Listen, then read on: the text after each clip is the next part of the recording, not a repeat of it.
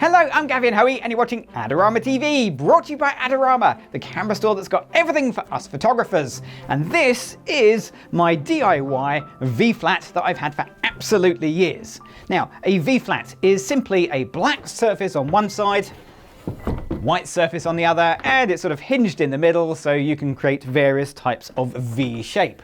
They are perhaps the most useful thing you can have in the studio, and if you need something a little bit more professional than mine, check out the description below where you'll find a link to V-flats there. Whilst you're there, click on the bell icon and the subscribe button so you don't miss any of the videos right here on Adorama TV. Now, my V-flats have been with me for a very long time, and I was going to repaint them for this video, but then I thought, no, this is the reality. This is actually what I use, and that's what we're going to use in the video. Now, I use it to screen off parts of my studio. I'll use it to bounce light into, and I'll use them to block light. And we'll have a look at a few of those uses in this video. But for now, I think what we need to do, let's get a model in, sort of. Let's get a light set, let's get shooting. To help me out today, I've got the amazing Polly. Polly is going to be the model for this shoot for now. Yay, lockdown. And what I've got over here is a Flashpoint eVOLV 200. I've got it positioned slightly behind Polly to give us some really dramatic lighting. Now, I've already metered this for f8. Let's just take a test shot and see how this looks. Okay, here we go.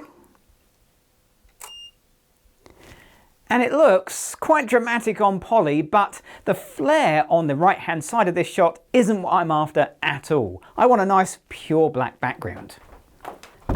And the solution for that is the V-flat. So what I've got is the V-flat positioned so that from your point of view, the camera's point of view, you can't see the flash. But from Polly's point of view, well, we can still see the flash, which means light will reach her.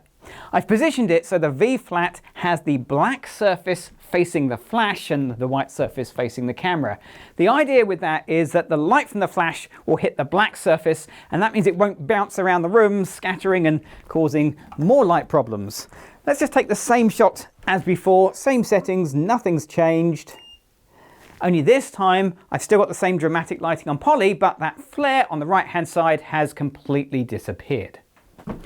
Okay, there you go, Polly. One amazing set of skiing goggles because, well, I like to challenge myself. And also, it should show one of the problems of being in a small home studio with white walls and a ceiling, and that is light bouncing off things and reflecting onto your subject. So, same lighting as before. Nothing has changed. Let's see how it works this time around. And the right-hand side is, well, basically the same, but now on the left-hand side, I can see a bit of a reflection in the ski goggles, and a close-up look will reveal that's actually the wall of my studio. So light from the flash is hitting the wall of my studio, and that is being reflected in the ski goggles. Fortunately, I made two V-flats because, well, one is just never enough. And this time I'm not exactly blocking light, although it will block a bit of light. What I'm actually really doing is reflecting the surface of the V-flat in the goggles. So again, it's the black side towards the goggles because that's what I want reflected. And to be honest, this is where I wish I'd have painted the black side so it's a bit cleaner. I've also left a gap here because I've got to get my camera field of view through there. But other than that, everything else is unchanged. Let's take this shot and see how it looks.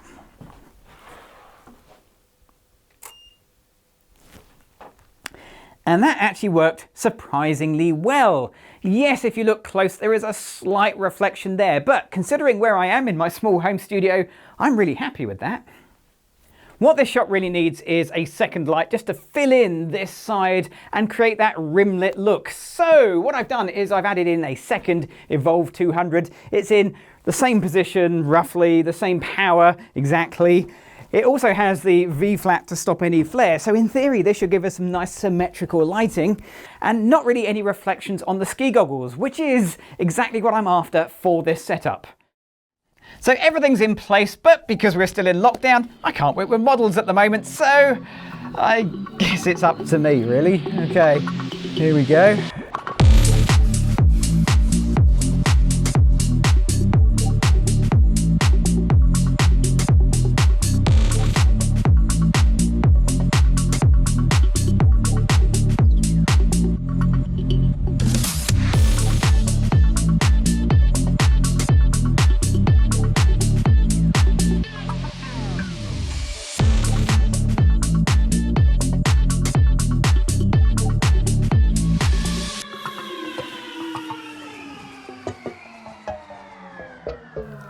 The V-flat can block light, but it can also do exactly the reverse, reflect light, and that's what the white side is for. So here's my setup. I've still got the eVOLV 200, but this time I'm going to deliberately fire it into the white side of the V-flat. Let's bring it around something like that. So the idea is really simple. It should hit the white side of the V-flat, bounce around in there, and then come back as a larger light source, a softer light onto poly.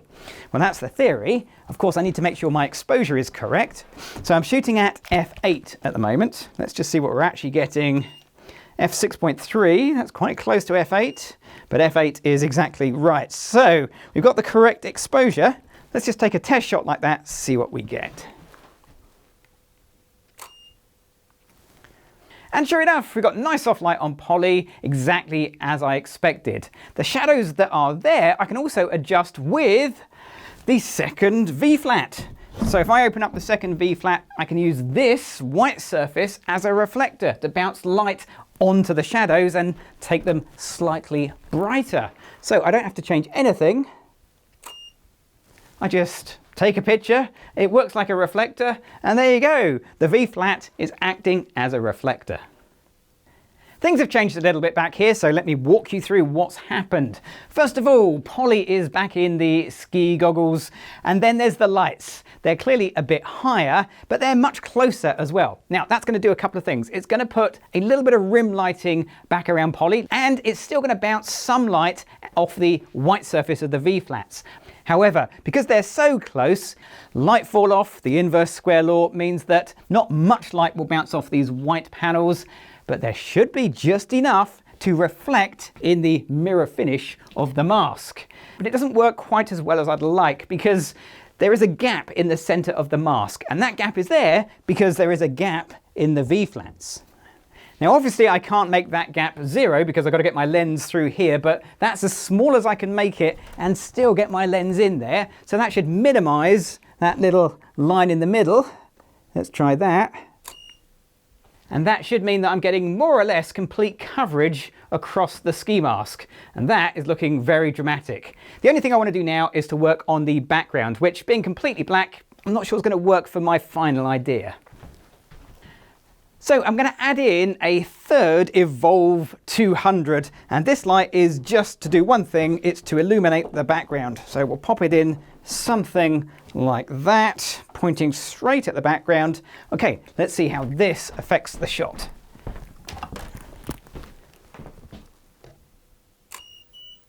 And that's come together really nicely, but what would really finish this off is a little bit of snow. And I'll show you how to add some snow in Photoshop in just a little bit. But for now, I think it's time to get another model in there.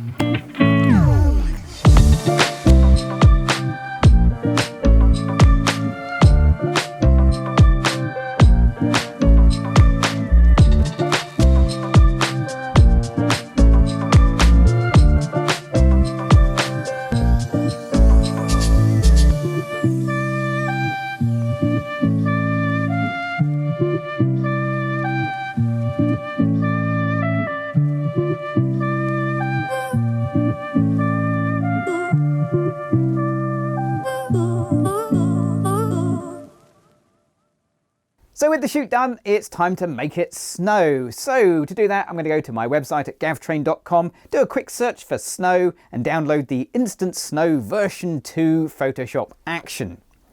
Once I'm inside of Photoshop, all I need to do is to go to the Actions panel and then load that in and play the heavy snow action. I think that looks best in this shot. It'll take a few moments to apply a few filters, and there you go. There's my heavy snow completed.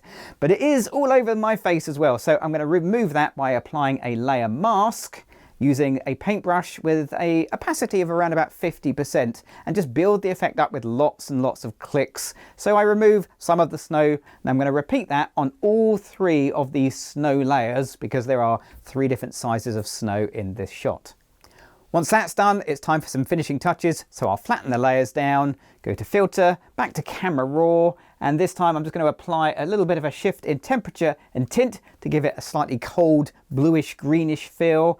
And then I'll go down to the effects tab and apply a bit of vignetting just to darken up those edges. And there you go, there's my final picture completed. vFlats are so versatile, I can't think of a good reason why you wouldn't want them in your small home studio. So if you've enjoyed this video or you've got any questions about the hat, which my daughter hand knitted for me by the way, then stick a comment below. Click on the bell icon and you'll never miss a video right here on Adorama TV, and we have new content pretty much every single day. And of course, click on that subscribe button. I'm Gavin Hoey. Thanks for watching.